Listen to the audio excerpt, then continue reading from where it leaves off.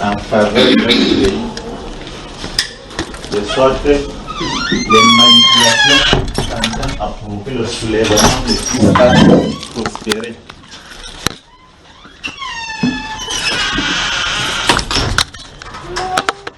Prier en faveur de la population. Nous voici maintenant. Je disais au départ que le cas de Daniel m'a bouleversé en semaine, m'a chagriné, parce qu'en exploitant les versets 2 et 3, vous vous rendez compte, quelqu'un lit simplement les livres. On nous dit qu'il ne vit pas les livres. Que les ruines de Jérusalem allaient durer 70 années.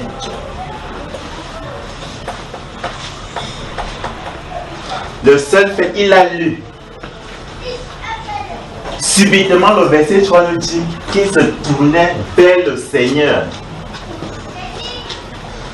par la prière et supplication, en jeûnant, en prenant le sac et la cendre. Je me suis posé la question de savoir quel est le rapport entre lire une prophétie donnée par le Seigneur à travers son serviteur Jérémie et cette repentance. En ramenant à notre cas, je me suis regardé, j'ai dit depuis 2016, le Seigneur annonce la détresse arrive, repentez-vous, nettoyez vos cœurs. La détresse arrive, repentez-vous, nettoyez vos cœurs. Je vois dans Joël chapitre 2, les versets 12 à 17, quand le Seigneur menace son peuple d'Israël, la prophétie qui sort qui dit qu'il faut revenir maintenant, Israël, reviens à l'Éternel de tout ton cœur. En venant à lui avec le sac, la cendre, des pleurs, des gémissements. Je vois comment, voilà Daniel qui lit. Il ne voit pas les livres en méditant. Il ne voit pas les livres que les ruines de Jérusalem allaient durer 70 années. Subitement, le verset qui suit, c'est la repentance. Il me pose la question.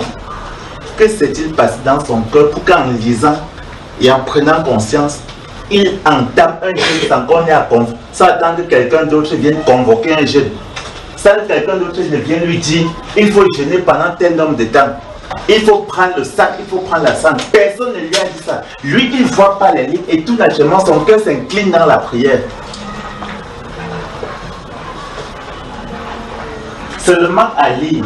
Nous, combien d'avertissements on a lu? Je me suis posé combien d'avertissements j'ai lu. Depuis 2016, le Seigneur annonce la détresse. Est-ce que tout naturellement, ça m'a plongé? Et beaucoup plus, c'est qu'en regardant la profondeur de sa repentance, en sa faveur et en faveur du peuple, il dit que ça a tiré le chagrin dans mon cœur de ce que je ne me sens pas bouleversé jusqu'à ce niveau. Et ça me fait problème. J'ai posé la question au Seigneur, Seigneur, que se passe-t-il dans mon cœur? Je te prie de me dépouiller de ce qui fait obstacle, de ce qui empêche ce chamboulement. Parce que dans mon environnement, dans ma propre vie, Seigneur, je ne la vois pas être agréable. Je regarde mon environnement, tout est réuni pour provoquer ta colère.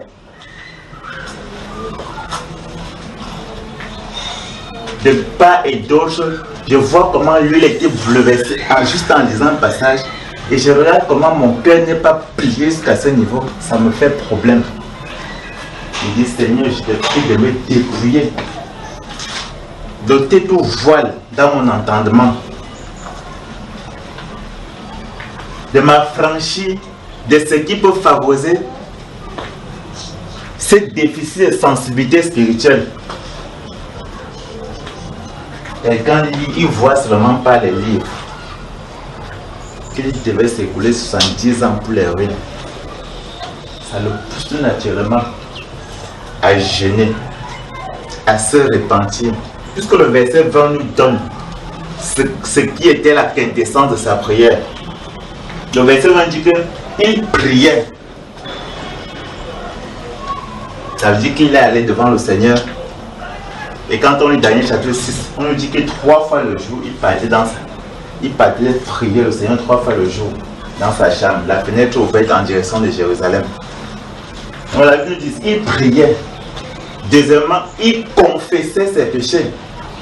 Tout ça, c'est la suite de ce qui s'est passé. Ça, c'est la conséquence de ce qui s'est passé dans le verset 2 de ce Daniel 9.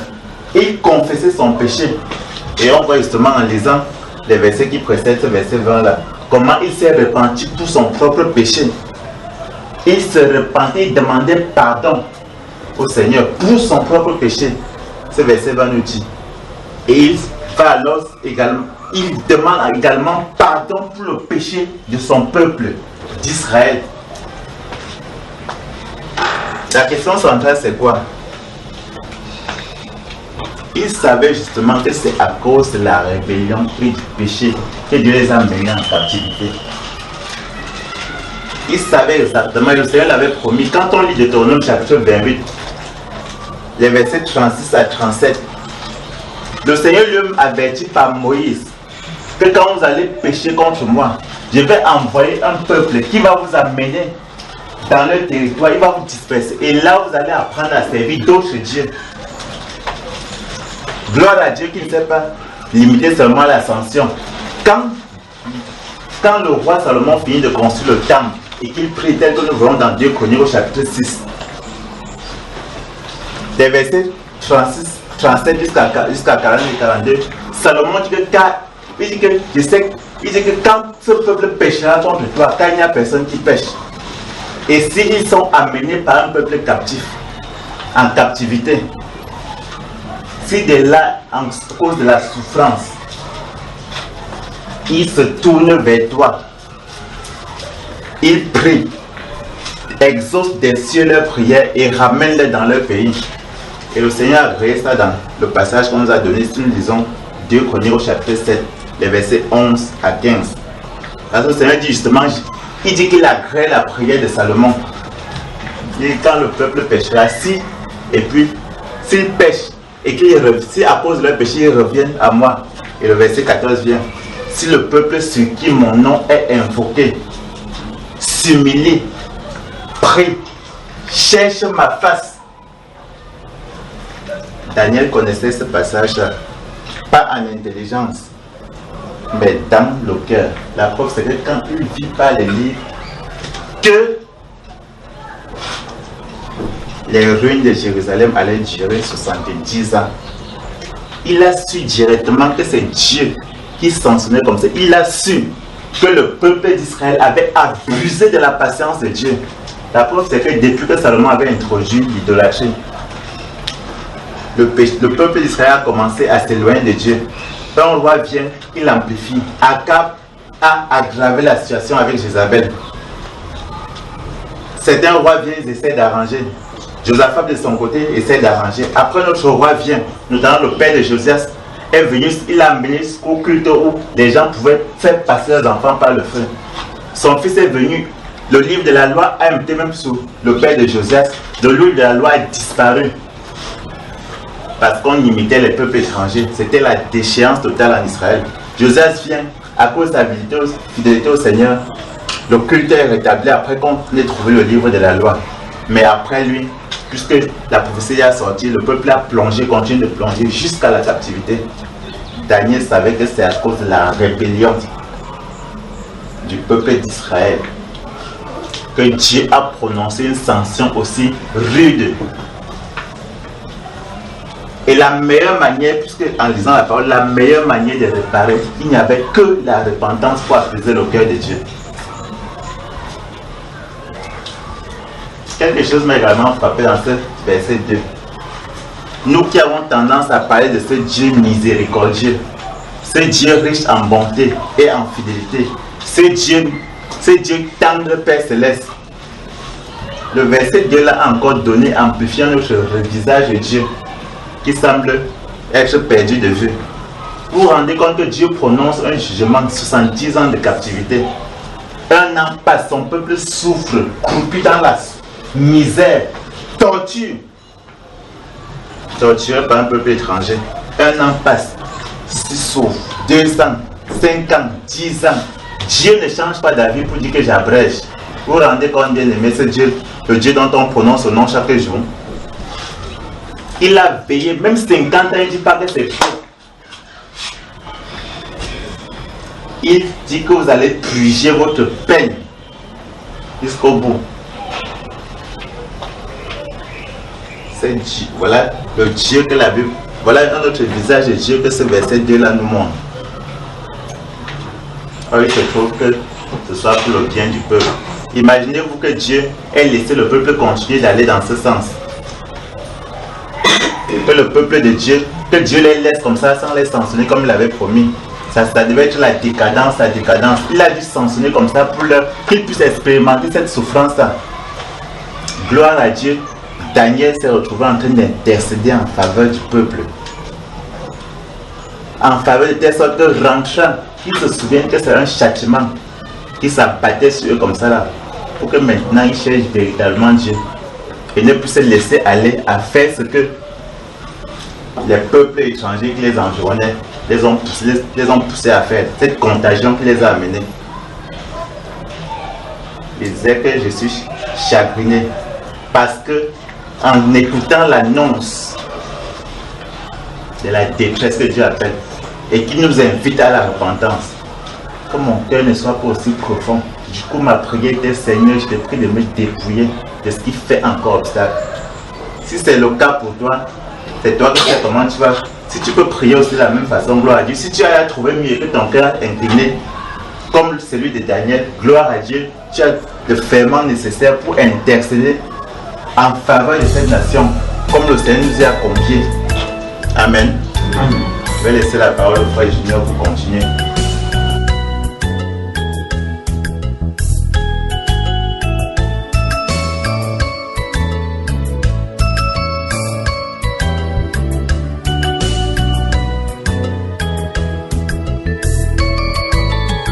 Alléluia, Amen.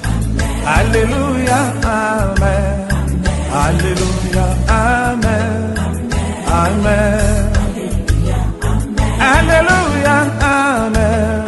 Alléluia, Amen. Alléluia, Amen.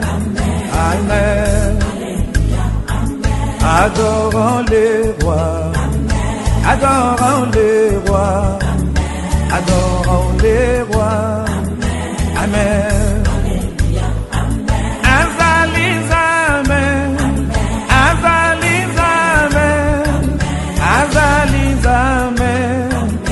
Amen.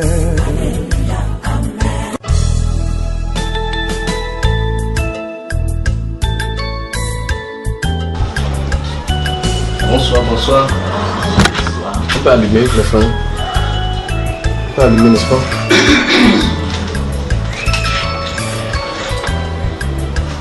Veuillez saluer les...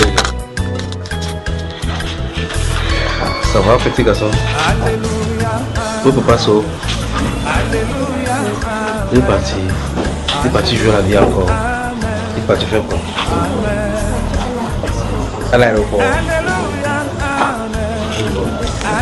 Si vous ne connaissez pas le nom de quelqu'un, demandez-lui.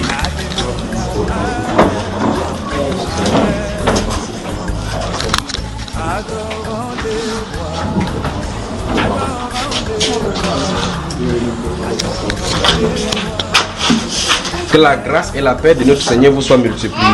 Amen.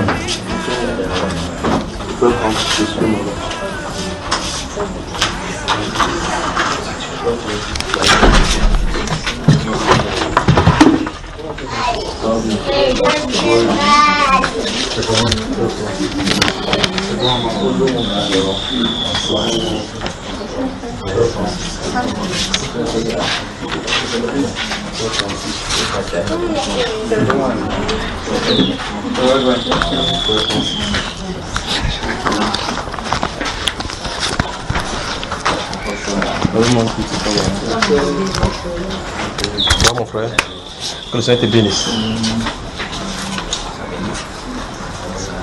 Ça va mon cher frère? Donc tu as surtout les enfants, ce ne sont pas les frères.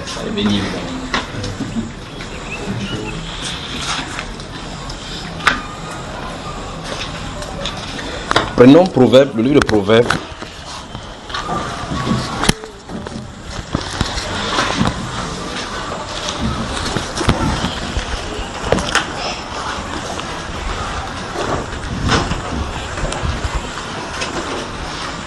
Amen. Proverbe chapitre 29.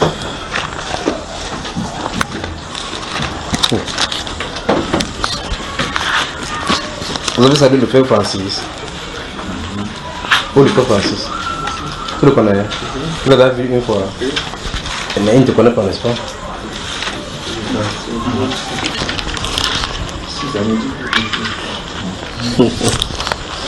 Frère Francis du Maroc. Vous êtes dans le Proverbe chapitre 29. Il va dire à partir du verset 1, suivez attentivement. Un homme qui mérite d'être repris et qui raidit le cou sera brisé subitement et sans remède.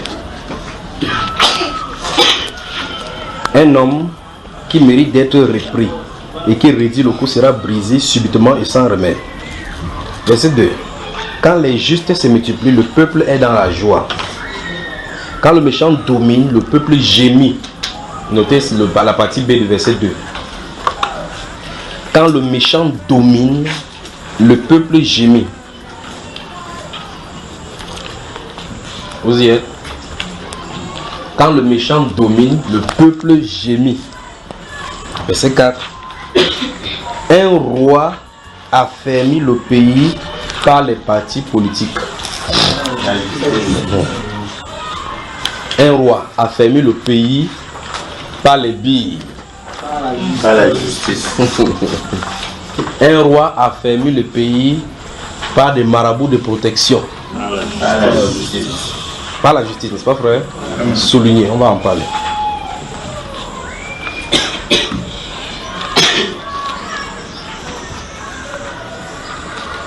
Mais celui qui reçoit le présent, quoi? Le ruine. Comme on parle de le ruine ici, c'est quoi? Vous pensez qu'on parle de quoi là? Regardez bien encore, verset 4. Un roi affermit le pays par la justice. Puis on dit mais, c'est-à-dire sur le compte de ce qui est dit en haut, n'est-ce pas? Mais celui-ci c'est mis pour qui? Le roi. Qui reçoit quoi? Fait quoi? Ruine quoi? N'est-ce pas curieux que quelqu'un qui est le roi d'un pays, qui a déjà tout, désire encore le présent? C'est-à-dire qu'on signe des contrats pour que tu donnes une partie du pays à tel ou tel pays, telle puissance. Vous signez tel contrat en compensation de ce qui va entrer dans ton patrimoine, ou vendez le pays. Le pays est devenu le gâteau.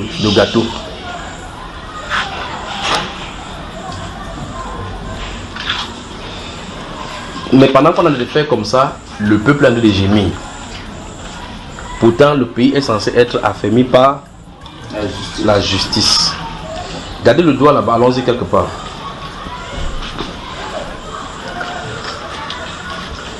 Gardons le doigt dans ces proverbes. On va y revenir maintenant. Je vais vous montrer quelque chose. Je vais dire quelque chose avant de dire encore une fois plus ce que j'ai vu cette fois-ci. Allons dans le livre d'Ésaïe au chapitre 10. Avancez toujours devant là.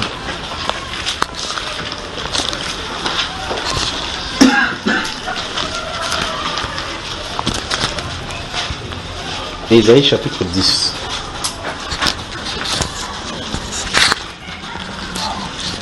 Regardez à partir du verset 1.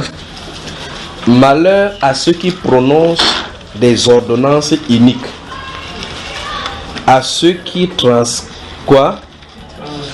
transcrivent des arrêts injustes pour refuser justice aux pauvres et ravir leurs droits aux malheureux de mon peuple, pour faire des veuves leur proie et des orphelins leur butin. Puis Dieu pose la question, que ferez-vous au jour du châtiment? C'est vrai que sur la terre, les gens ont des histoires, enfin, ça c'est le quotidien même des êtres humains sur la terre. Vous allez en justice avec quelqu'un, comme il est riche, les riches ont des amis haut placés. Lui ne vient même pas au tribunal. Il envoie son avocat, après on vous en fait. Pour votre propre droit, vous criez, allez même dans les stations radio, dans les télévisions, vous dites ça ne change rien. Dieu pose la question, comment ils vont s'en sortir dans le jour du châtiment? Donc ils peuvent échapper ici sur la terre. Mais devant lui, Dieu pose la question, vous allez vous en sortir comment? Puis il continue en disant, il dit, et de la ruine qui du lointain fondra sur vous. Vers qui fuirez-vous pour avoir du secours, ou laisserez-vous votre gloire? Si vous prenez le livre de Luc au chapitre 16, vous vous souvenez Non, dans le livre de Luc au chapitre 18, vous vous souvenez de l'histoire de la veuve, la femme là, qui venait chaque fois demander la justice à ce roi là, n'est-ce pas? La Bible déclare que ce roi ne craignait pas Dieu. Mais cette femme qui était pauvre et veuve venait, rends-moi justice de ma partie avec. Or, quand la Bible déclare que rendre justice, ça ne veut pas dire que si vous êtes pauvre, on va vous faire faveur. Si vous êtes, d'après la règle de Dieu, si vous êtes pauvre, orphelin, veuve ou n'importe quoi, nécessité, et que vous vous trouvez fautif, le juge doit vous condamner par rapport à votre faute. C'est ce que la Bible déclare pour être juste. La Bible déclare que Dieu donnait la manne. Celui qui avait pris beaucoup plus n'en avait pas trop. Celui qui avait pris moins n'en avait pas moins. Donc il avait donné le juste milieu pour chacun, le nécessaire. Et donc dans la partie des juges, dans le livre des sous, lisez votre livre d'Exode chapitre 22, il donne aux juges et aux magistrats qui seront dans son peuple qu'ils ne doivent pas porter atteinte aux pauvres et aux orphelins, ni ne doivent pas prononcer des sentences iniques dans le jugement. Si le pauvre fait quelque chose, il doit le condamner. Mais qu'est-ce qu'on observe aujourd'hui? Qu'est-ce qu'on observe? Rentrons dans le prophète donc maintenant, regardez.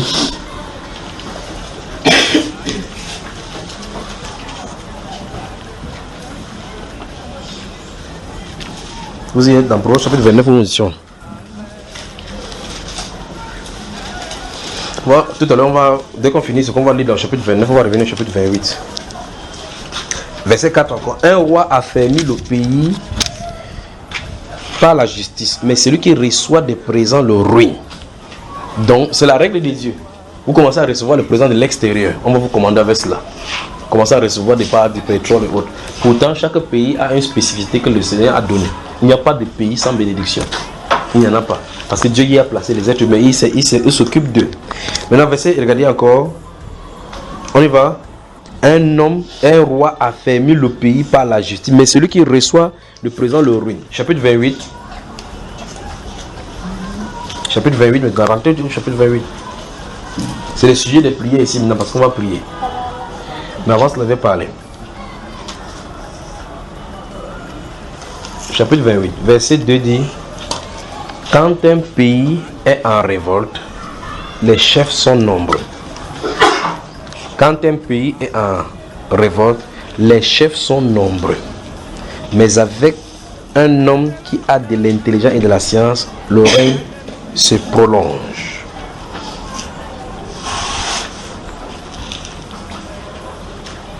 J'ai vu sur l'axe beaucoup de personnes qui portaient les choses sur la tête pour partir. Et ici, partir à pied, il y avait l'embouteillage. Dans un sens, vous pouvez voir comme si le sens pour entrer dans cette ville-ci est vide, le sens pour sortir de la ville était plein de population. Vous voyez cela? Et au milieu de se trouvaient les militaires. Vous vous souvenez, une de ces fois ici, il y avait parlé ici que j'étais quelque part dans une vision, étant de voir quelqu'un s'est tenu à côté de moi dans des prolonges, parler et prophétiser. Puis cette personne a dit que non, qu'on étende, vous vous souvenez, qu'on étende l'état d'urgence sur tout le pays. C'est ce que vous comprenez. Vous vous souvenez de ça, n'est-ce pas? Et la dernière fois ici, je crois 2 ou 3 semaines de cela, je suis venu, je vous ai dit, j'ai vu les militaires, les camions de militaires aller dans un endroit comme s'il y avait une réunion. C'est dans un endroit comme une université. Mais c'est comme si on fréquente dans ces lieux-là, mais il y a une réunion qui se tenait là-bas. Et ils sont allés là-bas faire des choses, attraper quiconque qui se trouvait là-bas. Si vous passez là-bas, vous rentrez du champ, c'est votre problème, on vous attrape seulement. Et ces choses, c'est pas bon. Donc le Cameroun est dans les douleurs de l'enfantement. On va passer des zones troubles. C'est pour cela que nous sommes là maintenant, il faut qu'on prie. On va passer des zones troubles, ça ne doit pas se faire sans casse.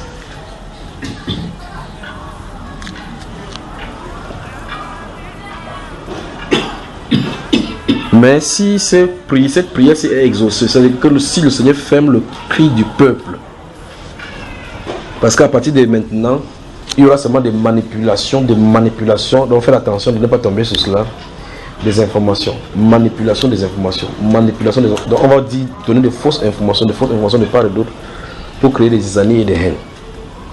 Donc faisons vraiment attention là, à partir de maintenant. Ce qu'il faut faire maintenant en tant que chrétien, en tant que croyant, c'est de prier que le Seigneur soumet le cœur du peuple qui ferme le cri là à la violence. On va dire qu'on est passif, on est ceci, mais c'est la solution. Il y a des sujets où chacun peut sortir pour se fâcher. Mais si tout le monde se fâche avec son propre problème, on sera où dans la rue là?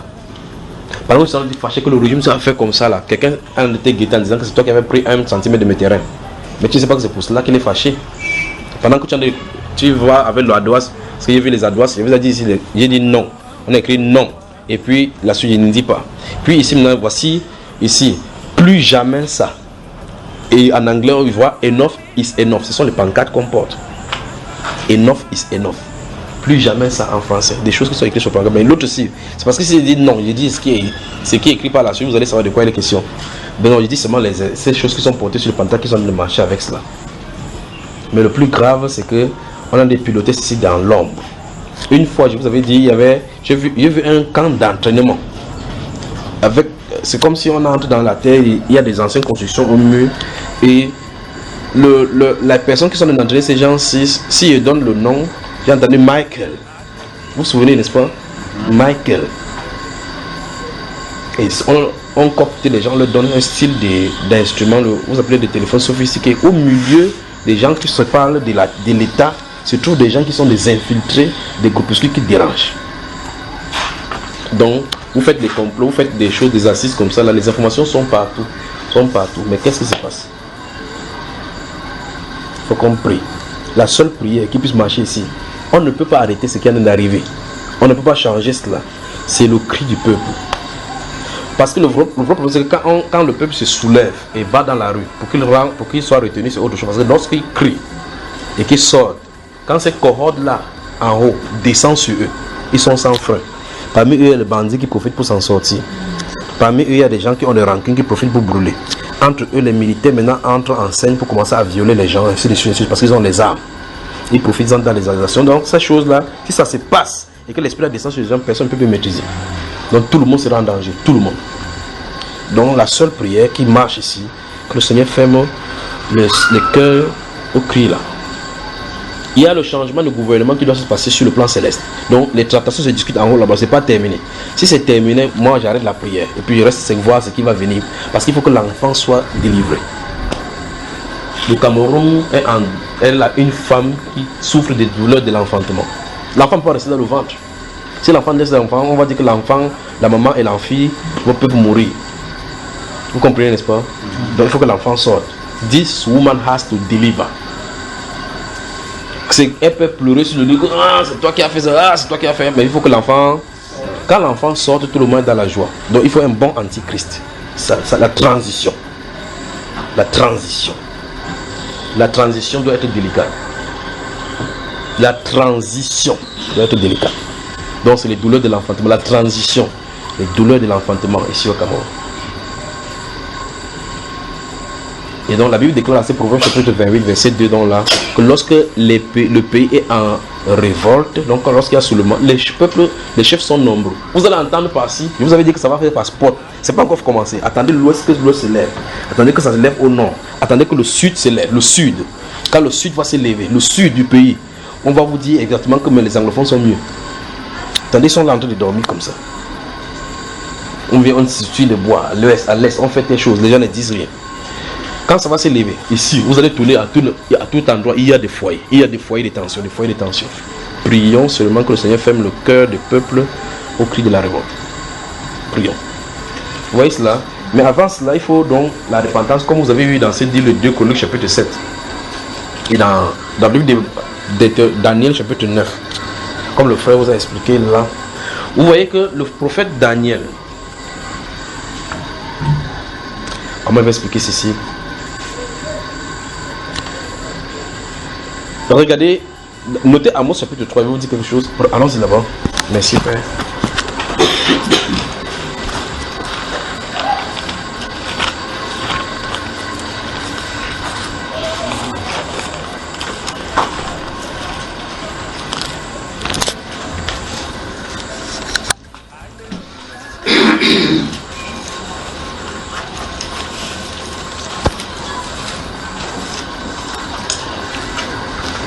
Le fait qu'on s'est tellement éloigné des Écritures, c'est arrivé maintenant au niveau où on ne parvient plus à savoir quel est le rôle même de l'Église au milieu de la société. Ces choses-ci, quoi qu'on avait vu ici, les révélations des fils ici, Ça a permis, c'est comme on a perdu tout cela, on peut envoyer des gens dans n'importe quelle chose. Donc il faut influencer la politique pour que la justice s'établisse. Si vous lisez Ésaïe chapitre 42, dans la prophétie de celui dont de lui sortira la loi, il va établir, il ne doit pas se décourager jusqu'à ce qu'il établit quoi, la justice sur la terre et que les îles espèrent en son nom, en sa loi. Sa justice ne s'établit pas en faisant que l'église parte pour pouvoir influencer et prendre le parti politique chrétien, non. Parce qu'on ne peut pas changer. C'est un système contre lequel le système de Dieu doit lutter. C'est-à-dire que vous êtes dans un système. On ne peut pas changer ce système-là. Il faut sortir. Parce que c'est un nouveau système que Dieu va établir sur la terre. Je ne sais pas si vous comprenez. Amen. Voilà. Donc, c'est pour ça. Et ce nouveau système-là, ça ne peut pas être de cette dimension-ci. Il dit que nous attendons selon sa promesse des nouveaux cieux et une nouvelle terre où voilà, sur cette terre, ça ne peut pas. Il n'y a personne, même si tous les présidents de tout le monde entier sont des chrétiens nés de nouveau qui parlent en langue, qui se réunissent dans un conseil, parlent en langue. Quand ils vont finir, les démons vont le déranger. Parce que la loi dit le monde entier est sous la puissance du malin. Il faut que ça soit balayé. Et dans ce le livre de Daniel, vous allez voir. Je ne sais pas si j'espère bien que vous connaissez la statuette d'or que Nebuchadnezzar avait vue. Et dans une pierre sortie, remarquez très attentivement que vous allez voir que la pierre n'est pas issue, n'était pas constituante ni des textures, ni quoi que ce soit en nature par rapport à la statuette. Toute la description qu'on fait des statuettes, de l'or, le bronze, ainsi de suite, le cuivre, de l'argile mélangé avec le fer. La pierre qui sort n'a aucune texture. Sa composition chimique n'a rien à voir avec tout ce qui se trouve ici. Je ne sais pas si vous saisissez. Et cette pierre-là vient de l'extérieur du corps de la statuette. Dans le royaume là, et la Bible déclare, j'espère que ça ne parle tout le monde à la Daniel, c'est ce que j'en ai dit, n'est-ce pas? Voilà. Donc, la Bible déclare que la pierre est sortie sans le secours d'une main d'homme. Venez frapper sur la statuette. Donc, pour dire quoi?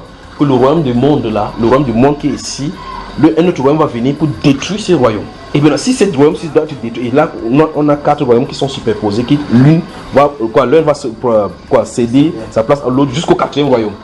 Et nous sommes dans le 4e royaume. Du temps du 4e royaume, Dieu va susciter un royaume qui ne passera point dans le main des hommes. Il va frapper, pam. Donc regardez, remarquez la texture du caillou, du pierre qui sort, du rocher qui sort, n'a rien à voir avec les descriptions de tous les 4 royaumes dont on fait. Donc il y aura bien de sa nature là-bas. 1, 2, ça ne sort pas de ces royaumes-là. Donc c'est pas un style de royaume qu'on transforme, que ça devient un autre royaume. C'est tout un autre système.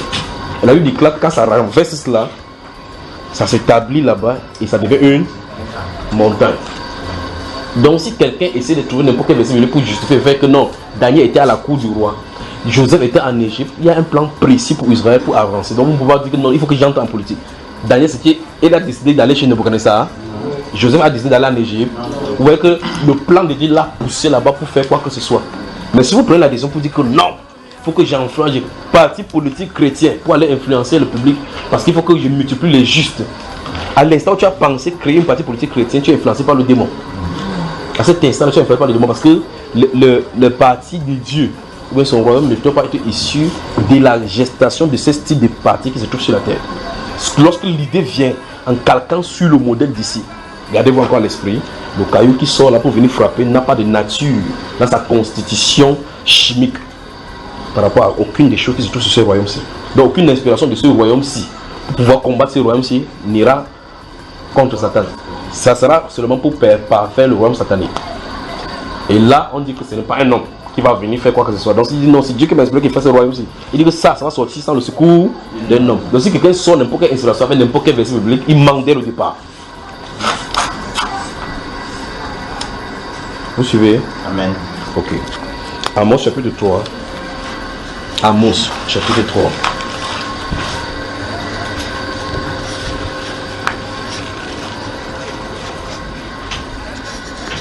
Verset 1. Écoutez cette parole que l'Éternel prononce contre vous, enfants d'Israël, contre toute la famille que j'ai fait monter du pays d'Égypte.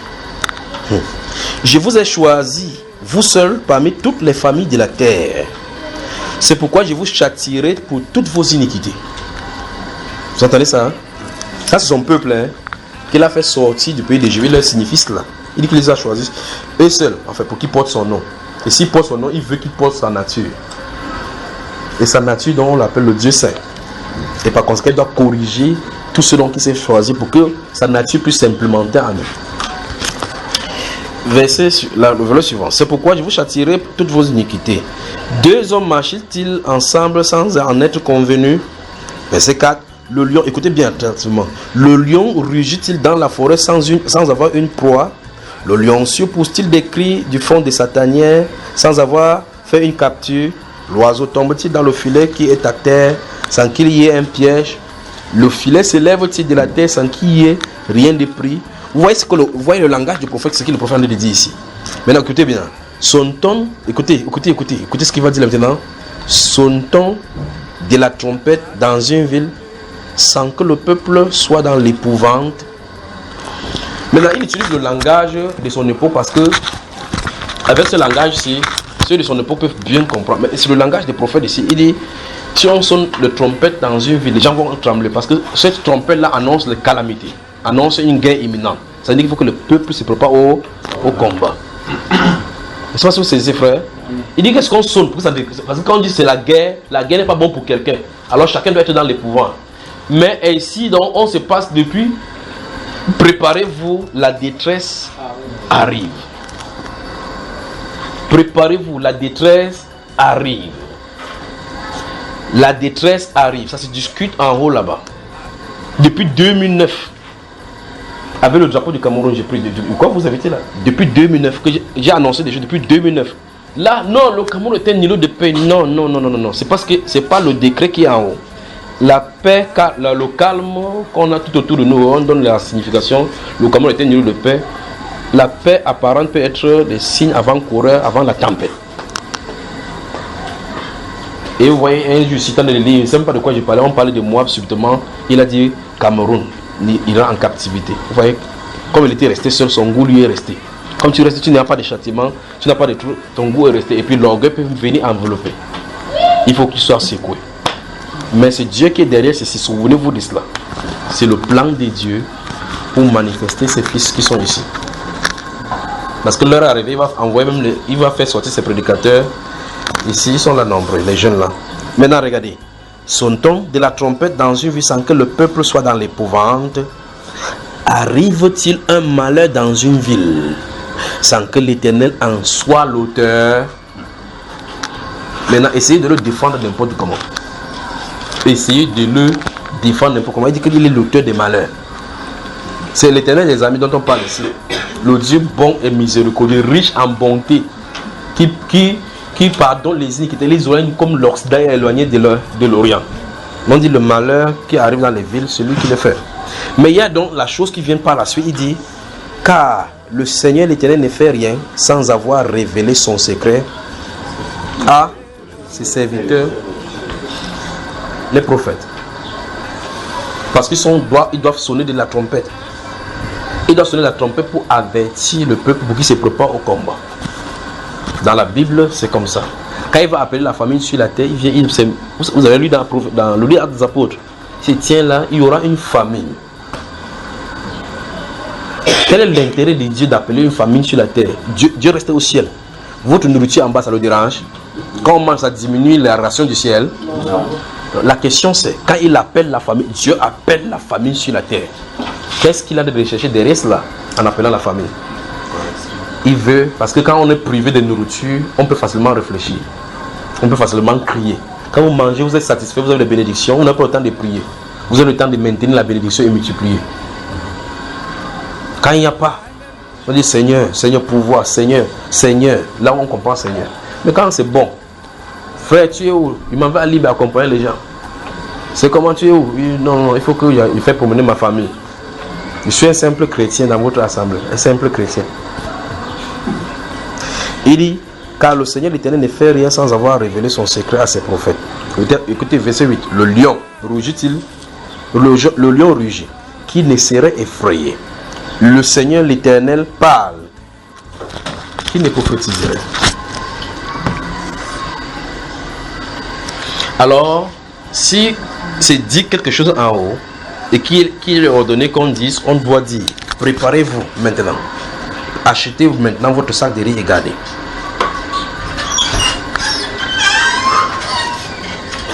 Parce que même au milieu des armées, les chefs vont tenir nombre. Même au milieu des chefs de l'armée. Les armées, là, vous voyez là, qui semblent être cohérents. Vous vous souvenez, je crois en 2011, j'avais dit, j'ai vu un militaire foncer vers un autre militaire. Vous vous souvenez de cette vision-là? Et c'est dans une zone où il y a la verdure, dans une zone de forêt. Il dit, mais je le vois, l'autre il regarde comme un ami, parce qu'ils sont habillés de la même façon, parce qu'il était tenu dans cette vision, en train de regarder que c'est quoi. Alors, souvenez-vous, ceci n'est pas encore arrivé à son accomplissement total. Donc les militaires vont se lever entre les militaires. Et quel genre de cacophonie on aura? C'est-à-dire, vous voyez les militaires habillés de la même façon, et puis l'autre militaire habillé de la même façon, mais ils s'entretuent. Donc il y aura une tension au milieu des militaires, tension au milieu des politiques, tension au milieu des, vous savez, les partis pour l'opposition. Que non, SDF, vous avez parlé ici que le ce John Fundi, que non John Fundi pas être pour le seul, c'est un quoi? Non, c'est pas le mot là-bas. C'était un non partant. Suivez-le. Donc les tensions c'est partout. Maintenant il faut seulement une petite étincelle comme ça, pam, pour que ça se lève. Et donc à un moment donné, vous avez dit, j'ai vu quelque chose, il y a le calme. C'est comme si on a mis pause. Et ce style de pause, je suis en train de faire un brief seulement pour essayer de les joindre ensemble. C'est comme le sens est versé là. Il suffit seulement qu'on fait pap là, et puis boum, ça fait. Ou bien, quand vous voyez, vous mettez deux poules, si vous avez vu les coqs bagarrer, ou bien les chiens, quand les chiens sont nerveux, se tiennent l'un à l'autre. Il suffit pour lancer le caillou comme ça au milieu, la bagarre commence. Et puis j'ai regardé, j'ai tenté de regarder l'époque, je regarde que ça c'est quoi? Voir la boue sur les pieds. Donc le Seigneur a zoomé le temps, c'est que j'ai vu sous les bottes des policiers qui étaient là-bas, qu'il y avait la pluie. Et la dernière fois ici, je suis venu, j'ai vu une pluie anormale sur le Cameroun. Mais cela, je ne dois pas dire quoi que ce soit concernant cela. Anormal, de façon uniforme sur le Cameroun. Donc, les êtres humains que nous sommes ici dans le territoire du Cameroun, ce qui se passe sur nous, ça se discute en haut, au-dessus de nous. Le prince qui commande le Cameroun doit être détrôné. C'est ça le vrai problème. Parce que c'est tout un nouveau système qui va se mettre en place. Tout est nouveau. Ça c'est le Cameroun. Les douleurs de l'enfantement. Les choses vont se changer. C'est comme si à l'issue de ça, les Camerounais seront comme quelqu'un qui sort du lit et qui peut penser qu'il rêvait. Ce sont ces choses-là en haut au-dessus de nous qui tiennent les gens dans cette captivité-ci. Vous voyez, pour rien comme ça, les gens sont dans la corruption. Pour rien, les gens sont dans les péchés. Vous vous demandez qu'est-ce qui tient les gens captifs comme ça. C'est au-dessus de nous, les princes des ténèbres, de ces esprits méchants. Mais ça doit être changé parce que le gouvernement doit changer là-bas. Amen. Le gouvernement au-dessus de nous doit changer pour que ce qui est ici en bas change. Donc c'est là-bas que les tentations se passent. Et ça, maintenant, je ne sais pas si je peux vous expliquer quelque chose. Ici sur la terre, lorsqu'il y a des changements de gouvernement et que ça se passe pacifiquement, vous voyez, l'ancien vient et dit, on appelle ça la passation des services. Dans les bureaux, on fait cela, on salue, on quitte. En haut là-bas, c'est pas comme ça se passe. Là-bas, c'est pas comme ça se passe. Il y a du combat. Il doit y avoir bagarre. Jusqu'à ce que l'autorité de quelqu'un soit établie. C'est pas le vote. Les démons, ça ne sert pas comme ça que non. Tonton démon, tu votes pour moi ou tu ne votes pas pour moi. C'est la bagarre, vraiment de bagarre. Où on boxe quelqu'un qui quitte dans un espace de ciel, il passe à tenir là-bas avec le roi. Mais le vrai problème, c'est que ce sont les gens du même royaume. Daniel.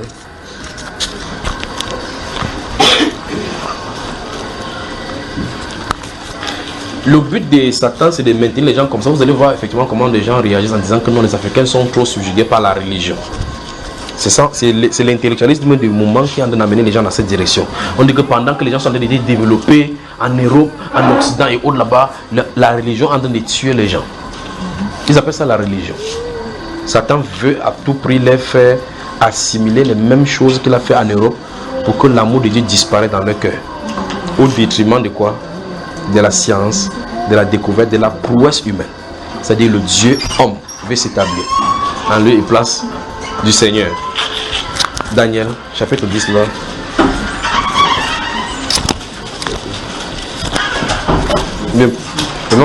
J'ai dit le livre de Daniel, c'est ça? C'est le chapitre 11 même. Hein?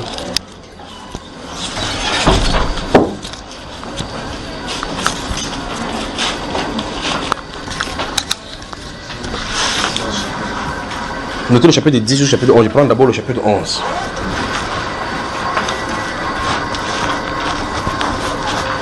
Notez aussi Jean chapitre 14, le verset 30. Le Cameroun est une femme enceinte près d'accoucher. Les douleurs de l'enfantement. Le Cameroun veut accoucher. Ici, il ne faut pas mettre les choses là qu'on met pour que ça ne passera pas par l'opération d'accoucher.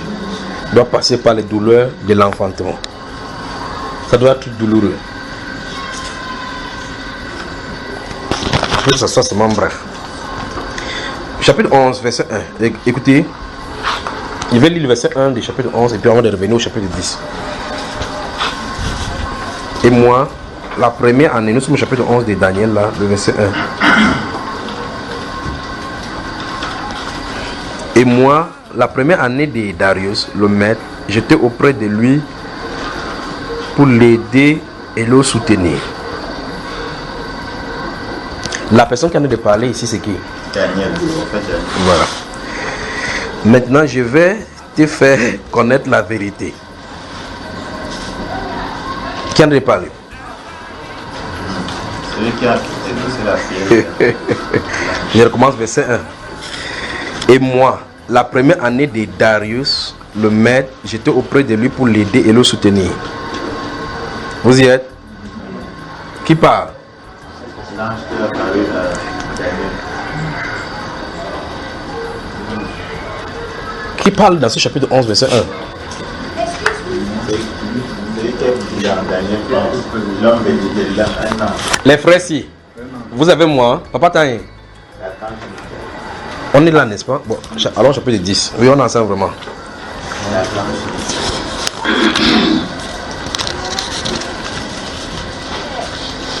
Chapitre 10, je vais prendre à partir du verset 1. Écoutons très attentivement.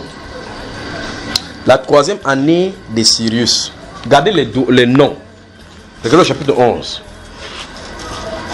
Verset 1. Il s'agit de qui ici? Darius. Voilà. Roi de quoi? Chapitre 10. Il est question de qui? Roi de... Maintenant, souvenez-vous que le roi vivait, restait au pouvoir, c'est ce qu'il mourait avant que l'autre royaume vienne, n'est-ce pas? Maintenant, suivez attentivement ici. La troisième année de Cyrus, roi de Perse, une parole fut révélée à Daniel qu'on nommait Belchazzar. Cette parole, qui est véritable, annonce une grande calamité. Il était au milieu des rois. Et là, maintenant, il est sous Cyrus.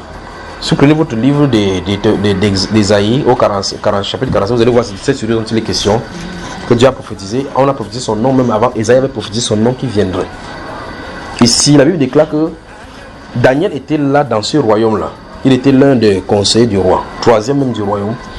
La Bible déclare qu'une parole lui fut révélée. Et cette parole-là qui est révélée à Daniel annonce quoi?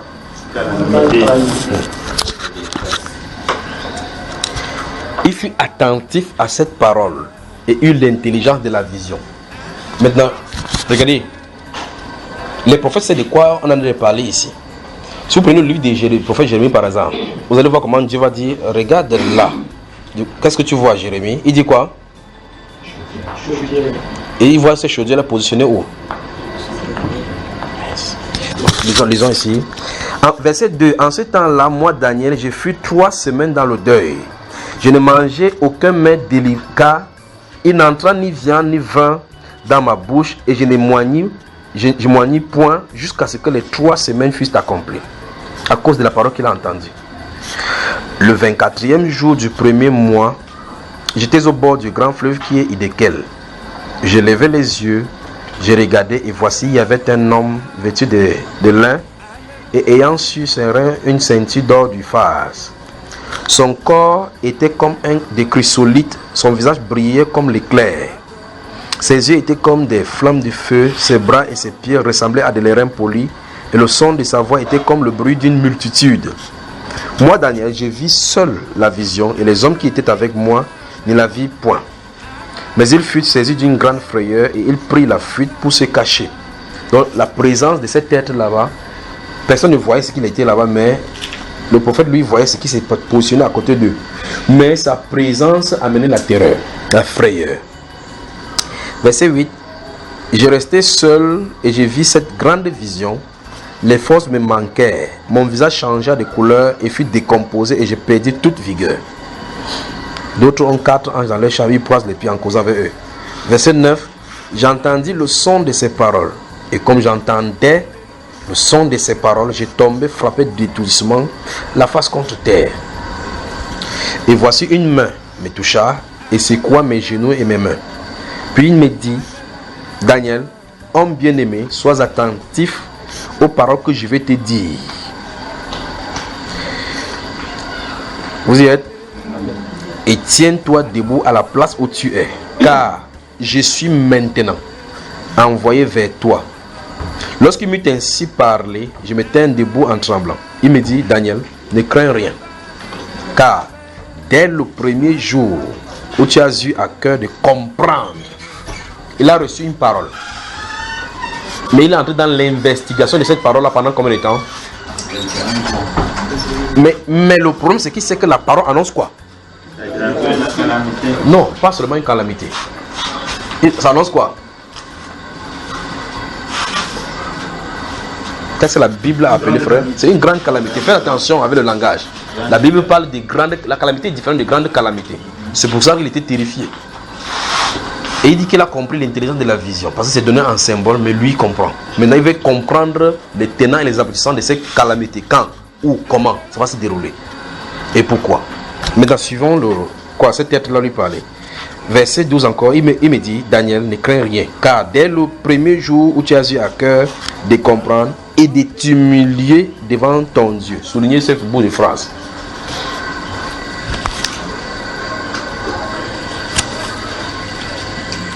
Vous avez vu, il a eu à cœur de comprendre et de s'humilier devant son Dieu. J'espère que vous êtes très vous comprenez.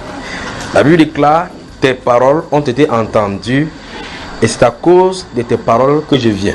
C'est-à-dire, c'est les réponses à ta requête qui m'ont été données. Il veut comprendre. Il entre dans le jeûne. Parce qu'on parle de l'humiliation ici, c'est le jeûne dont il en a parlé. Vous savez, n'est-ce pas? C'est quand la Bible utilise la terminologie humilier son âme, c'est de ça dont on a parlé. On parle de jeûne, du brisement. Donc quelqu'un est brisé, a un fardeau sur le cœur qui désire décharger devant le Seigneur dans le jeûne. La Bible appelle ça humilier son âme. D'accord? Amen. Voilà.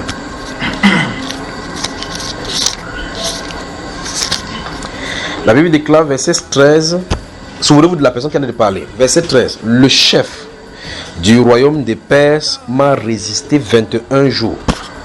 Le chef du royaume des Perses m'a résisté 21 jours. Mais voici Michael, l'un des principaux chefs. Mais voici Michael, l'un des principaux chefs, est venu à mon secours et je suis demeuré là auprès. Bon, il y a beaucoup de choses. Quand il veut lire doucement, on va avancer. Il dit, le chef du royaume de Perse lui a résisté combien de temps?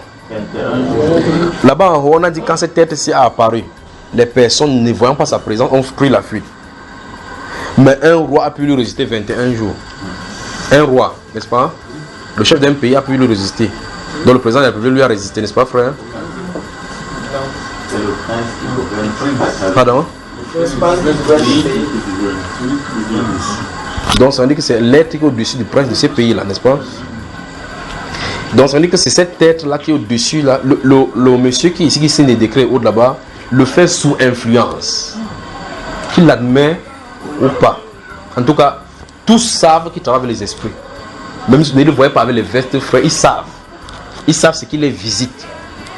Ils savent ce qui les donne le pouvoir. Ils savent. Ce sont les gens qui connaissent. Même si quelqu'un vous entendez sur l'état dit que non, je ne crois pas au domaine spirituel, c'est un menteur. Ils savent.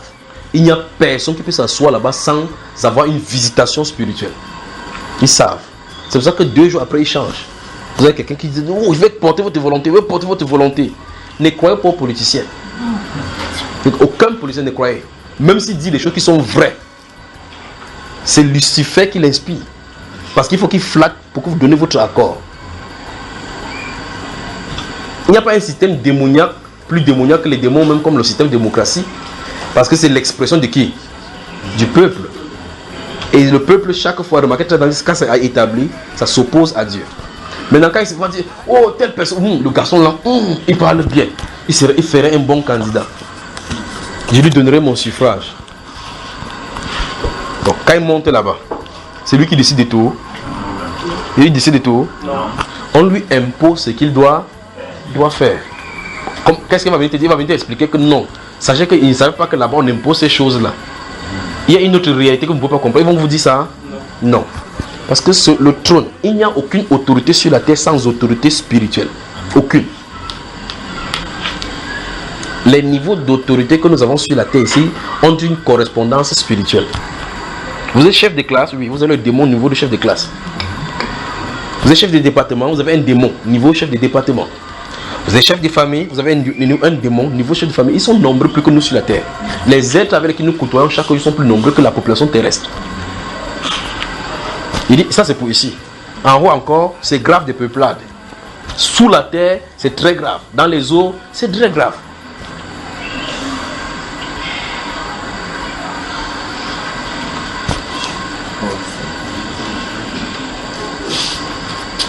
Et c'est dans cet univers que le Seigneur Jésus dit que je t'aime. Fortifiez-vous, prenez courage, j'ai vaincu le monde. C'est ici qu'il nous laisse. Où il y a les êtres, tu passes, quelqu'un passe à côté de toi, il y a une tête qui est pang ici. L'autre côté ici, c'est le tigre. Il passe à côté de toi, tu regardes comme ça, il traverse le il continue. Du classe soir, le Seigneur Jésus qu'on ne voit pas, c'est que personne ne sort plus nulle part.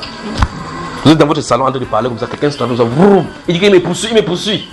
Vous tournez comme ça, vous voyez un autre démon passe, il poursuit comme ça là, dans ton salon. Tu dois que tu viens fermer, il vient boucler la porte. Si vous voyagez un jour là, vous entrez dans le bus, vous dormez, après vous voyez un être qui te regarde comme ça.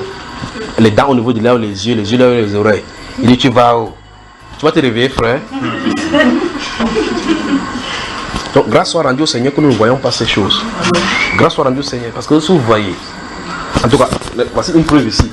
Un être a apparu. Les autres ont vu, c'est sa présence qui a fait fuir les gens. Sa présence. Ça, c'est un ange. Un ange, il dit qu'il a mis les pieds comme ça. Daniel seul a vu. Quand il a vu, lui-même était tellement. La Bible dit quand son visage a changé, il se décomposait. Regardez bien le mot. Décomposement, pourrissait, tombé en lambeaux. À cause de la vision. Ça, c'est la vision. Il est entré dans une dimension spirituelle avec son corps physique. Et ça peut lui donner le lion, le vieillissement. Les autres humains savaient seulement que quelque chose n'allait pas dans cette zone-ci. Que subitement, qu'est-ce qui ne va pas ici? Si les scientifiques vont mettre des appareils là-bas, ils vont sentir que le champ magnétique a changé, ils vont dire non. Ici, la tectonique des plaques, il y a un tremblement de terre. C'est ce qu'ils peuvent dire. Arriver là-bas, c'est une zone de friction des plaques. Les deux continents se rencontrent ici. Et puis le magma en bas bouillonne et ça produit. Que ça, c'est la zone de discontinuité de Mohorovichite. C'est ça qui cause ce réchauffement là.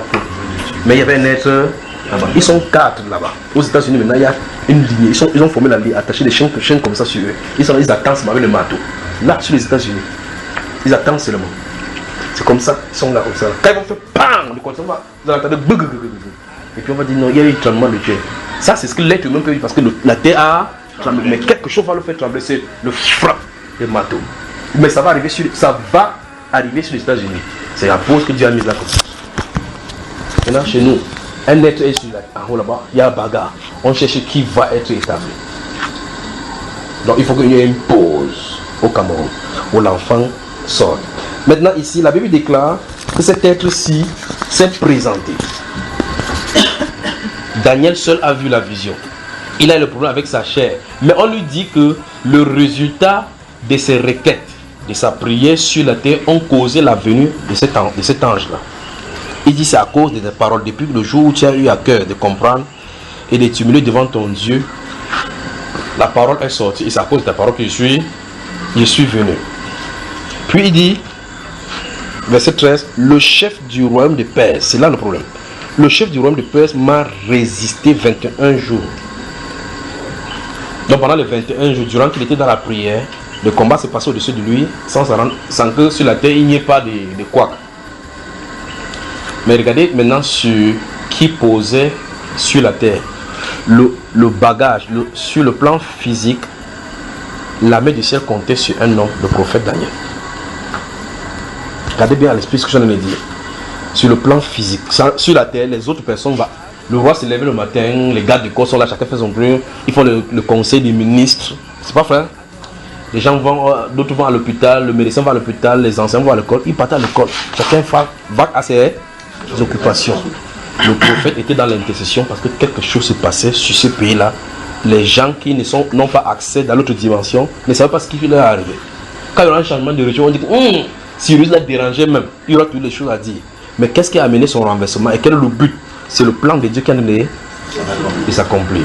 Donc qu'on le veuille ou pas, que vous en soyez conscient ou non, que vous le croyez ou pas, vous insultez Dieu ou pas, on est engagé dans une bataille spirituelle. Que vous en soyez présent, conscient ou pas. En fait, si vous n'êtes pas conscient de cela, c'est que vous êtes des partis, des personnes qu'on utilise comme gilet pare-balles, comme bouclier. Donc ça vous traverse, ça sort de vous, on vous utilise comme vous voulez. Alors vous allez entendre maintenant, supposons qu'on dit maintenant que non, les anglophones, il y a les anglophones contre les francophones là-bas, tu as aussi nos frères. Maintenant, si ta femme est francophone, tu es anglophone, tu fais comment?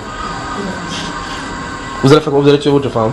Bon, si ta femme est francophone, toi tu es anglophone, tes enfants sont quoi? Il y a un enfant anglophone, un enfant anglophone. Il faut qu'on arrête ces choses-là. Donc en réalité, le problème ce n'est pas le fait francophone. Quelle est la partie de ton corps qui est francophone? Il veut qu'on me réponde. Quelle partie de ton corps est francophone? Quelle partie est anglophone? Quand vous regardez un être humain, qu'est-ce qui fait de lui un francophone? Il est né comme ça. Il faut qu'on réfléchisse. Ce sont des êtres spirituels qui sont sous la manipulation parce qu'on cherche du sang.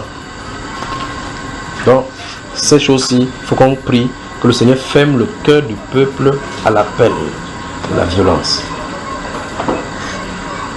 Donc, sur le plan spirituel, cet ange-là vient dire à Daniel que le prince du royaume, le chef du royaume de prince, lui a résisté 21 jours. Résisté 21 jours, ça veut dire que non, c'est la bagarre. La Bible déclare donc que c'est Michael, l'un des principaux chefs, est venu à son secours. Donc le combat était rude au point où Michael a dû descendre pour combattre afin que le monsieur puisse descendre. Puis il annonce maintenant quelque chose. Et je suis demeuré là auprès des rois de Perse. Soulignez cela, les rois de Perse. Les rois de Perse. Quand vous allez aller dans l'histoire, vous allez voir, si vous faites la recherche pour suivre les différentes, la fondation du royaume de Perse. Ce que vous appelez Perse ici, que vous entendez Perse, c'est l'Iran que vous voyez là. L'Iran. Le pays qui a la guerre, qui a menacé Israël. On n'a pas le temps. Le jour qu'on va venir parler d'Israël, on va revenir sur Isaïe, Ézéchiel 38 et autres là-bas. Donc, c'est nous qui vieillissons sur la terre, on vieillit, on quitte, on vieillit, on quitte, on vieillit, on quitte, on est, on vieillit, on quitte. Les anges sont là, sont positionnés. Il dit qu'il est resté là auprès des rois des Perses. Écoutez très attentivement. Vous vous souvenez de Daniel chapitre 2, n'est-ce pas? Daniel a vu une statuette, il y avait comme la première tête, la tête était faite en quoi? Vous êtes là, frère? Ou bien vous êtes fatigué? Non. Après, la poitrine était faite en quoi? Bronze.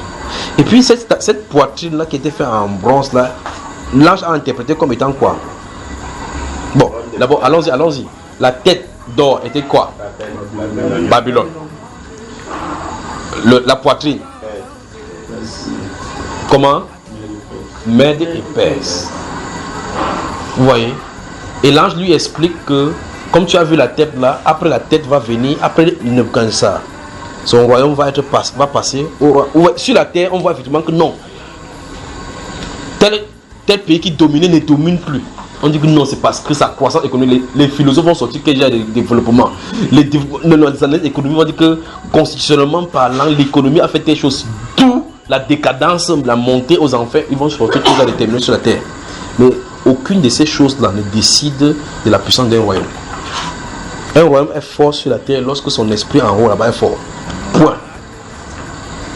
Voilà Israël au milieu du peuple musulman, non? Pourquoi on ne peut pas le tuer? Même pas les États-Unis ne peuvent traiter contre Israël. Même pas les États-Unis. Même pas eux. Le jour où ils tentent de tourner le dos, c'est la décadence des États-Unis. Le jour où ils tentent. Un petit pays de rien du tout. Pourquoi? Parce que leur défenseur est puissant. Amen. Je veux que vous fassiez attention maintenant. Le peuple d'Israël a une catégorie de protection au-dessus de lui. La personne qui défend le peuple d'Israël, c'est Michael.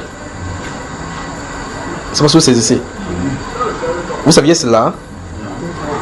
Israël, vous avez les démons aussi chez vous. Là-bas, c'est Michael. Mais lisons ici. Alors, chapitre 12, là, regardons ça. Vous me regardez comme ça, comme si c'est moi qui avais écrit ici, là. Je vais vous montrer quelque chose. C'est pour ça que vous allez faire n'importe quoi. Vous faites n'importe quoi. Israël, il rejette Jésus-Christ. Si vous voulez dire que non, Israël n'est pas Israël, c'est le noir, c'était le Congo. Allez résoudre le problème avec Kabila là-bas, c'était le Congo là-bas. Chapitre 12, regardez. En ces temps-là s'élèvera Michael, le grand chef, le défenseur du Cameroun. Vous avez vu ça? C'est lui. C'est lui qui a signé à Israël. En ce temps-là se lèvera Michael, le grand chef, le défenseur des enfants de ton peuple, et ce sera une époque de détresse, telle qu'il n'y en a point eu de semblable depuis que les nations existent jusqu'à cette époque. En ce temps-là, ceux de ton peuple qui seront trouvés inscrits dans le livre seront sauvés. Donc, la détresse arrive de ce côté également. On a dit de façon spécifique que c'est pour Israël. C'est pour cela que Jésus a dit que si ce n'était pas abrégé, ces jours-là, aucun des élus ne sera sauvé. Maintenant, rentrons dans ce qui nous concerne ici. Michael, verset 13 du chapitre 10. Le chef du royaume de Perse m'a résisté 21 jours. Mais voici Michael, l'un des principaux chefs, est venu à mon secours. Et je suis demeuré là auprès des rois de Perse. J'ai dit vous souligner les rois de Perse. Donc ça veut dire que cette même ange-ci a gardé plusieurs rois qui sont passés sur le pays de Perse. C'est-à-dire que quand il y a un changement de régime, c'est lui qui est là pour préserver. Mais souvenez-vous que ce n'est pas lui le gardien du roi. Il reste là pour l'appuyer, pour que les décisions ne soient pas influencées, pour que ça n'incline pas en faveur totale de Satan. C'est Dieu qui fait comme ça. C'est-à-dire, le monde, comment il va expliquer ces choses? Vous me comprenez, n'est-ce pas? Ok. Au-dessus de nous se trouvent des cohortes démoniaques. Mais Dieu assigne à ceux-là, comme un peu comme en Égypte, on nommait les chefs de corvée. Voici un juif qui va travailler, il est censé travailler. On nomme son frère pour le contrôler. Mais à celui-ci qui le contrôle, il y a un Égyptien qui contrôle celui-ci. Vous comprenez ce que je dis, n'est-ce pas? Et par conséquent, là maintenant, l'Égyptien est dans un autre groupe. L'autre aussi est dans un groupe. Ils peuvent être compatissants et autres là-bas. Mais l'autre qui est là-bas est vigoureux. Alors, Dieu n'a pas laissé le monde sous le total contrôle de Satan. Il fait son contrôle sous sa gouvernance. Satan manifeste sa gouvernance sous couvert Dieu. N'est-ce pas si vous comprenez? Alors maintenant, cet ange-ci dit qu'il est resté là auprès des rois des Perses. Mais en haut, il a dit, regardez bien encore, regardez, verset 13. Le chef du royaume des Perses m'a résisté. Il dit, le chef du royaume de Perse. La Perse, c'est un pays. Au-dessus se trouve le roi humain. Au-dessus, donc sur le plan spirituel, se trouvent donc les autorités, les principautés et les autres. L'un est appelé le prince ou bien chef. Le chef qui est assigné à ce royaume-là, à ce pays. Puis lui, il est à côté pour assister ce roi. Donc le roi travaille sur double influence. C'est pour cela que Cyrus pouvait sortir le décret maintenant. Que si quelqu'un ne continue pas la maison de Dieu, vous allez me sentir. Mais empire. Vous voyez ça, frère? Continuons la lecture. Verset 14. Je viens maintenant pour te faire connaître ce qui doit arriver à ton peuple dans la suite des temps. Car la vision concerne encore ce temps-là. Tandis qu'il m'adressait les paroles, j'ai dirigé mes regards vers la terre et j'ai gardé le silence. Et voici, quelqu'un qui avait l'apparence des fils de l'homme toucha mes lèvres. J'ouvris la bouche, j'ai parlé et j'ai dit à celui qui se tenait devant moi, mon Seigneur, la vision m'a rempli de froid et j'ai perdu toute vigueur. Comment le serviteur de mon Seigneur pourrait-il parler à mon Seigneur? Maintenant les forces me manquent et je n'ai plus de souffle. Ça c'est la vision, frère, il est dans la vision. Regardez ce qu'il vit. Et quelqu'un dit que non, il veut voyager dans le ciel rentrer. Je vous avais dit dans un enseignement que vous ne pouvez pas rester constamment rempli du Saint-Esprit. Parce qu'un seul voyage dans cette dimension-là, c'est un problème avec votre être. Pas que c'est parce que la nature de ce corps-ci n'est pas propice pour demeurer dans cette nature-là, dans cette autre dimension. Vous voyez seulement, même le discernement, quand l'esprit commence à discerner au travers de toi, ça cause de la fatigue dans ton propre corps. Si vous ne faites pas attention, ça peut même vous créer le problème du cerveau. Quelqu'un dit que non, il faut activer ton esprit. Tu parles. Continuons ici. Verset 19. Et puis il me dit, ne crains rien, homme bien-aimé, que la paix soit avec toi. Courage. Courage. Et comme il me parlait, j'ai repris des forces et j'ai dit que mon Seigneur parle, car tu m'as fortifié. Il me dit, sais-tu pourquoi je suis venu vers toi? Maintenant, je m'en vais. Quoi? Je m'en retourne pour combattre le chef des Perses. Donc ça dit que le combat, comme on est venu le secourir tout à l'heure, ça n'est pas terminé. Donc il part comme ça pour continuer. Et quand je partirai, et quand voici le chef des Javans viendra. Vous voyez, si vous lisez ça, vous regardez la statue, là vous allez voir effectivement que c'est l'ordre des choses d'après le Seigneur. Après Nebuchadnezzar viendra le royaume de Perse. Il y a Perse et Mède. Un temps c'est un roi perse qui va dominer, un temps c'est un roi Mède qui domine. Après cela va venir Javan, c'est-à-dire la Grèce, avec Alexandre le Grand. On dit, ah non, un jeune garçon, il a conquis le monde. Il était tellement stratège. À 33 ans, il avait le pouvoir. À 33 ans. Aujourd'hui, on parle maintenant que c'est Macron qui est le plus jeune président. Lui, c'était un guerrier. À 33 ans. Mais ici, l'ange dit, quand je m'en serai parti, qu'est-ce qui va venir? Le chef du royaume des Javans arrive. Il a annoncé quoi là? Qu'il y a un changement de gouvernement. Parce que là, il va combattre le prince, le chef du royaume quoi, de Perse. Ça veut dire qu'il sera victorieux.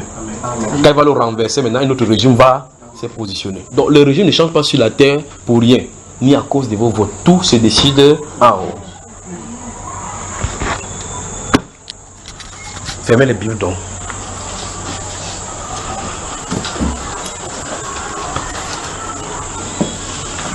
On doit prier pour notre pays. C'est que le Seigneur, que sa miséricorde, seulement.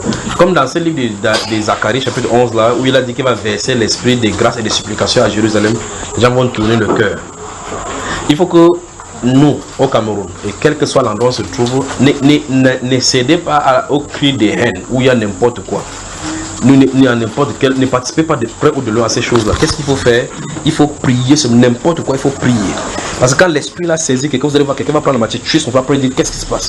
Je vous avais dit une fois ici que j'ai vu l'attaque d'un camp militaire de la gendarmerie, mais ils n'ont pas eu le dessus. Ils vont attaquer les camps militaires, faire ces choses-là, mais quand les militaires vont commencer à réagir, on va crier au scandale en disant ceci, mais ils vont aussi dire c'est justifié, c'est pour ça qu'on fait parce qu'on tue les nôtres. Il n'y a pas une justification de tuerie sur la terre, il n'y en a pas. Il n'y a pas une justification de tuerie, même si c'est pour n'importe quelle cause. On ne doit pas ôter la vie. Même si c'est pour n'importe quelle cause. Les causes ne se résolvent pas comme ça, parce que souvenez-vous, les êtres humains peuvent avoir des conflits sur la terre n'importe comment. Mais tant qu'on n'a pas connu la source du conflit, et voici la source donc qui est dit là, c'est en haut que ça se trouve. Il y a changement de régime. Il y a changement de régime. Le Cameroun souffre de la douleur de l'enfantement. Il va enfanter. Mais ça va se passer avec douleur. Donc préparez-vous. On va prier donc que le Seigneur ferme le cri du peuple, le cri, l'appel à la révolte, qui ferme la conscience, le cœur du peuple à ce cri-là. Pour le soulèvement, que les gens n'entendent pas cela. S'il y a ça, on va passer rapidement là-dedans. S'il y a ça, on va passer rapidement là-dedans. Si ceci ne se fait pas, les brûlures qu'il y aura, même si ça dure seulement 4 mois ou 3 mois, aucun pays n'aura à subir ces choses comme en Côte d'Ivoire pendant des années là. C'est qu'on va subir ici comme catastrophe où on n'aurait pas parlé. Souvenez-vous en 2008 quand j'avais parlé de ces événements de février 2000 quoi là. 2008, j'avais dit, j'étais dans le bus en train de rentrer, il a dit prends ta plume, écris. Il dit un événement vient dans ton pays. Quand j'ai vu ces choses là, il a dit écris. J'avais soulevé une enveloppe parce que il était en train de dormir dans le bus. Il entend lève-toi, écris. Il croit que c'est la personne qui est à côté de moi. Je me suis tourné, il veut que la personne dormait. J'ai encore fermé les yeux, entend lève-toi, prends ta plume. Il dit mais c'est qui? Tout le monde dormait dans le bus comme s'il y avait un truc, un gaz qu'on a lancé dans le bus subitement. J'ai dit troisième fois, prends ta plume, écris. Un événement arrive dans ton pays, c'est bref et autres. Et les catégories qui sont descendues ces jours-là, ces temps-là, Dieu merci pour l'intercession qu'il a donnée. Mais après ça, j'ai vu un style encore qui est descendu, qui n'a rien à voir avec ce qu'on a vécu en 2013, là, en 2008. Là. Ces catégories que j'ai vues, vomisser du feu, cracher le feu. C'est toi que j'ai vu là. Grand, terrifiant. savez, vous avez un film qu'on appelle Stargate. Vous avez Stargate, vous connaissez Stargate, n'est-ce pas? Vous connaissez, il y a à l'intérieur, je ne sais pas si c'est dans ces films-là, il y a un genre de truc, des êtres qui habitent dans un continent ou bien dans une galaxie. Ils ont un truc, un genre de truc. Ils enlèvent leur chapeau là bizarre et leurs trucs sont bizarres. Ces gens qui tournent les films sont des sorciers, vous le dites. Ce sont des sorciers parentés à Satan. Parce qu'en réalité, ce sont les êtres spirituels comme ça qu'ils représentent. Parce que ces catégories de monde là, le visage était exactement tel que vous voyez dans ces films-là. Mais la différence, ils vomissaient le feu. Ils étaient 3 envoyés sur le Cameroun. Ils vomissaient, quand ils mettaient le pied comme ça, ils vomissaient, waouh, il n'y avait nulle part où passer. Ça, c'est longtemps, en 2008. Après que j'ai dit cet événement-ci. Mais après ça, subitement, j'ai vu une révision où ces choses s'est passées sur la terre. Les gens fuyaient dans tous les sens. Mais le vrai problème, c'est que vous n'allez pas voir un démon physiquement qui s'en dépend. Waouh! C'est qu'il y aura le feu partout. Mais c'est causé par eux. Prions que le Seigneur ferme le cœur au cri d'appel à la révolte. D'accord, frère? On peut prier. Ça, c'est le premier volet. On va prier. Puis maintenant, après cela, je ne vais pas surtout parler de la Côte d'Ivoire. La Côte d'Ivoire, c'est autre chose. Ça, c'est un autre pays. C'est mon pays, mais on va parler de ça un autre jour.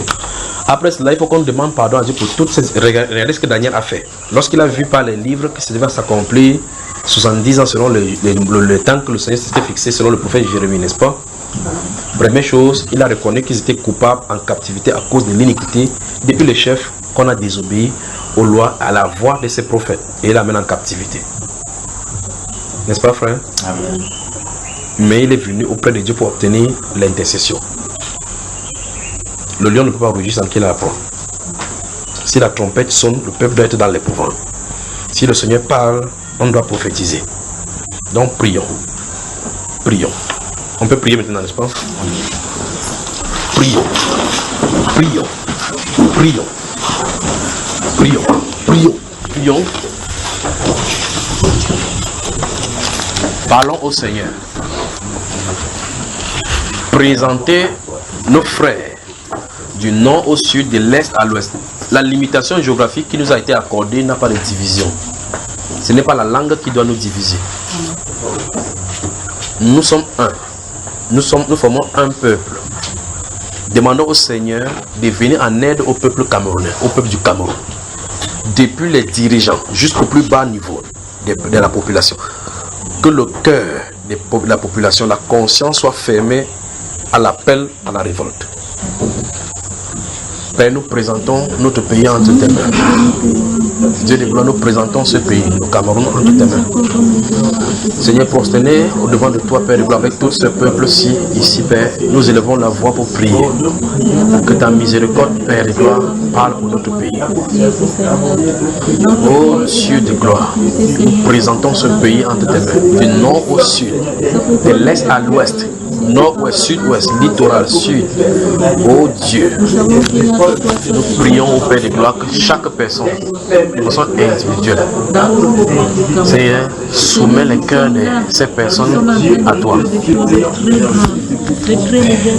Oh Dieu, Seigneur de gloire, nous prions que le cœur de nos frères, nos cœurs soient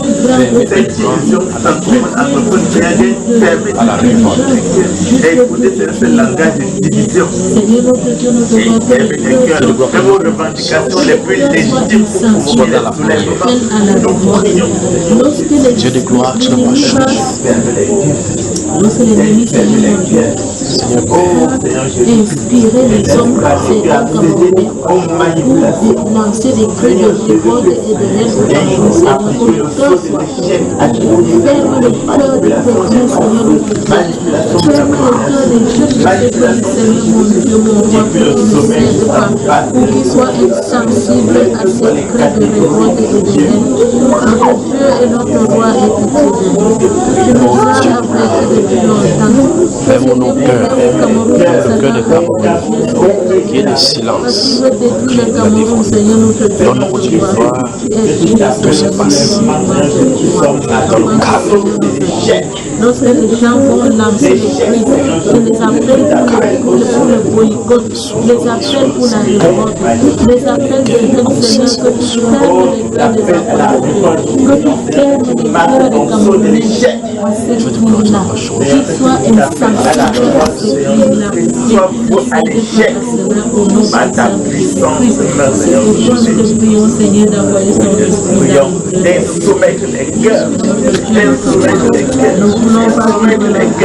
Nous ne voulons pas voir cette chose. Oh Seigneur, notre Dieu, pour pouvoir écraser nos frères. Seigneur, nous faisons notre roi. Nous avons Seigneur, que cela s'arrive. Miséricorde. Délivrons nos voix et corps. Parce que nous savons que la délivrance nous viendra de toi. Nous savons que notre foi se peut résoudre ces problèmes. Notre foi, Seigneur, nous doit nous appuyer, Seigneur. Seigneur, pitié de nous. Seigneur, nous te faisons gloire, miséricorde, miséricorde. Miséricorde, miséricorde. Miséricorde, miséricorde, Seigneur. Miséricorde, miséricorde. Que ton nom seul soit souverainement glorifié. Nous implorons ta miséricorde parce que nous savons que toi seul pourras sortir de ces situations. Demandez au Seigneur que toute manipulation de masse soit sans effet. La manipulation des jeunes. D'utiliser la jeunesse comme un instrument. D'utiliser les Camerounais comme des instruments à but politique. Que Dieu annule. Que tout cela soit sans objet au nom puissant de Jésus-Christ. Sans objet au nom puissant. Soit nul et sans effet, Seigneur Jésus. Oh, nous prions afin que tu anéantisses, Seigneur Jésus, toute stratégie de manipulation de masse. Oh, que toutes ces stratégies soient pour à l'échec, Seigneur Jésus. Nous prions afin que ces stratégies soient pour à l'échec par la puissance de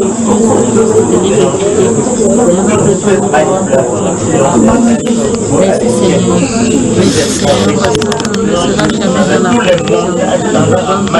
dans la confusion.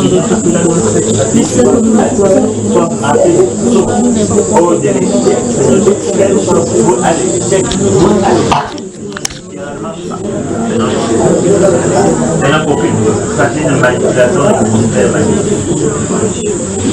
Au nom du Seigneur Jésus-Christ de Nazareth. On va continuer de prier, mes frères. Demandons pardon pour tout meurtre. Les meurtres rituels qui se passent ici, dans notre pays, du plus haut sommet de l'État. Toute corruption, les meurtres, commençons par les meurtres, les sangs innocents qui sont versés. Des gens qu'on kidnappe pour faire tous ces meurtres-là qui excitent la colère de Dieu. Demandons pardon pour tous nos dirigeants, sur quelque plan que ce soit, pour les meurtres qu'ils commettent et pour les sacrilèges qu'ils commettent dans ce pays, des abominations pour attirer la colère de Dieu. Demandons pardon pour cela. Prions. Nous savons que nous avons pensé, son professionnel, c'est Christ, oh, nous savons que ça a été fait, il y a ces meurtres, ces crimes. Les femmes innocentes, c'est ce qui parle contre cette nation. Oh, rituel, la sorcellerie, le sang versé, les meurtres, Seigneur, tu les connais tous. Seigneur, nous élevons nos voix maintenant. Nous te prions de pardonner au Cameroun. Pardonne, Seigneur, au Cameroun, nous te prions pour ces crimes. Pardonne au Cameroun, Seigneur, notre Dieu, pour ces meurtres, pour ce sang versé, pour cette sorcellerie, Seigneur, qui ont été commis par les Camerounais, du sommet à la base, Seigneur, notre Dieu, notre roi. Nous te prions, Seigneur, notre Dieu et notre roi. Miséricorde et miséricorde, Seigneur Jésus-Christ. Pardonne-nous, Seigneur, pour ces abominations qui se sont passées dans notre pays. Dieu de miséricorde, de compassion, d'amour. Tu as dit dans ta parole que si le peuple qui ton nom est invoqué s'humilie, cherche ta face, se répand, Seigneur, tu auras pitié. Tu auras pitié, Seigneur. Élevons nos voix vers toi, Seigneur, pour que tu aies pitié de nous. Pardonne, Seigneur, notre Dieu. Pardonne, Seigneur, notre Dieu. Pardonne, Seigneur, notre Dieu, ces crimes rituels. Pardonne, Seigneur, mon Dieu, mon roi, tous ces crimes rituels, tous ces sorcelleries, tous ces meurtres, tous ces assassinats, toutes ces tueries, Seigneur Jésus, pardonne. Pardonne, Seigneur, pardonne. Si tu nous traitais selon ces choses, tu vas nous exterminer tous. Seigneur, miséricorde, miséricorde, miséricorde, miséricorde. Demandons pardon pour toute injustice qui se passe dans notre nation. Toutes ces injustices qui se passent dans nos nations, les gens qui sont courroucés des gens qui sont meurtris, des orphelins qui sont maltraités, des gens qui souffrent d'injustice et qui souhaitent s'exprimer et qu'on étouffe. Demandons pardon pour cela. Des gens sont en exil parce qu'on les a frustrés. On a tué des familles. On a commis des iniquités.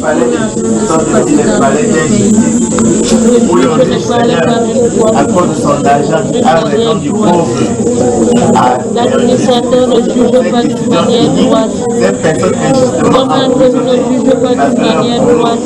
Le père de famille n'est pas droit. Le chef de l'État n'est pas droit. Seigneur, mon Dieu, les choses administratives ne sont pas droits. Tu se mets à la base, il y a la justice. Oubliant ta voix, oubliant ton chemin, oubliant que tes yeux regardent toute la terre. Seigneur, notre voix. Celui qui est censé mettre de l'ordre dans le pays, celui qui est censé traiter les problèmes de ce pays, celui qui est oh Seigneur, moi, Seigneur, mon Dieu, mon roi, les gens qui sont malmenés, les gens qui sont méprisés, les gens qui sont, oh Seigneur, mon Dieu, mon roi, marginalisés à cause de leur situation sociale. Seigneur, notre Dieu et notre roi, élevons nos voix, nous reconnaissons ce que le Seigneur, nous reconnaissons que Seigneur, mon Dieu, nous reconnaissons, Seigneur, nous reconnaissons, Seigneur, toutes ces choses-là, Seigneur, mon Dieu, toutes ces injustices, oh Seigneur, tu connais mieux que nous. Nous-mêmes qui parlons de ça, à ce moment, nous connaissons bien, mais toi, tu connais tout. Prions, Seigneur, que tu nous pardonnes pour toute injustice qui est pratiquée. Pardonne-nous, Seigneur, que tu nous pardonnes. Pardonne, Seigneur Jésus-Christ, pour toutes ces injustices qui ont été pratiquées. Prions de pardonner. Prions de pardonner. Prions de pardonner. Pardonne,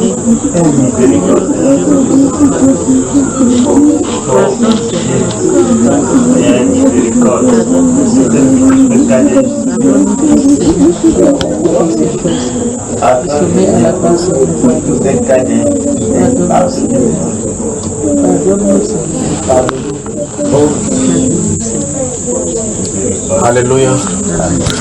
Peuple lui dit, levez-vous. Que Dieu vous bénisse. Que Dieu vous bénisse. Veuillez vous asseoir. Souvenez-vous, durant ces 21 jours, on continue ces prières-ci à la maison. On continue ces prières-ci. C'est seulement ça qu'on doit prier, d'accord? Laissons la terre, remercions notre Seigneur.